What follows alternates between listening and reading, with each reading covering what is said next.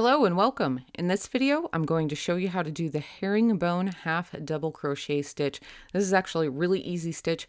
Once you get the hang of it, it creates a nice, fairly dense fabric. It has a decent amount of stretch to it because you're extending the length of those half double crochets.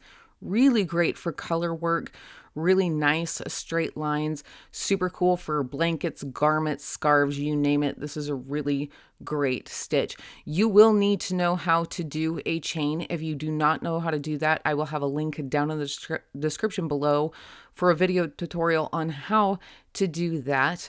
Otherwise, let's get started. Okay, so for row 1, our multiple is any number you want. So chain any number until you get to the width that you want, and then add 2. I don't list it here, but we are going to start the third chain from the hook. So I typically do add 2, but you don't have to. Remember that this loop on your hook does not count as a stitch, so we're going to count down 1, 2, and in the third chain, we're going to yarn over, insert our hook, yarn over, pull up a loop. We have 3 loops on our hook. Now I'm going to pinch the base of those loops because I'm going to take my first loop and pull it through my second loop until I have 2 loops left on my hook. And then I'm going to yarn over and pull through 2. All right, so let's do this again.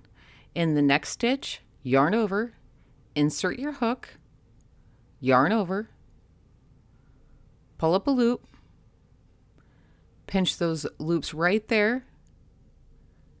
Take that first loop and pull it through the second loop. You'll have 2 loops left on your hook, yarn over, pull through 2.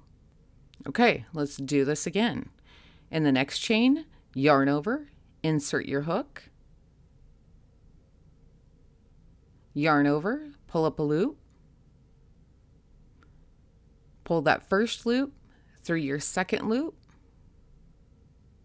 You have 2 loops left on your hook, yarn over, pull through 2. And that's it. That's all there is to the herringbone half double crochet. So work that to the very last chain in your row, and then we will get started on row 2. All right, so for row 2, I'm going to chain 2 and turn. This chain 2 is going to count as my first herringbone half double crochet, and because it's going to count as my first stitch, I'm not going to work into the top of that herringbone half double from the row below. Instead, I'm going to skip that stitch, and in the next stitch, I'm going to place my second herringbone half double crochet. And then I'm just going to work all the way across to the end of my row, working into that last stitch. That's it. That's really all there is to it. This is one of those stitches, the faster you work, the easier it is. So it's kind of better if you get the hang of it, and then you can move along a little bit quicker. So go ahead and work to that last stitch, and then I'm going to show you how to change colors. So changing color for the herringbone half double crochet is pretty easy. It's a lot like working a regular half double crochet and changing the color on that, with one exception. So I have 1 stitch left here at the end of my row, and I'm going to start my herringbone half double crochet. So I'm going to yarn over, insert my hook, yarn over, pull up a loop. I have 3 loops on my hook. I'm going to pull that first loop through the second loop. I'm going to stop right there.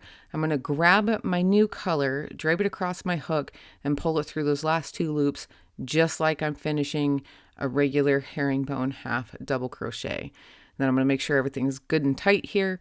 Chain 2 and turn, and that's all there is to changing colors on the herringbone half double crochet.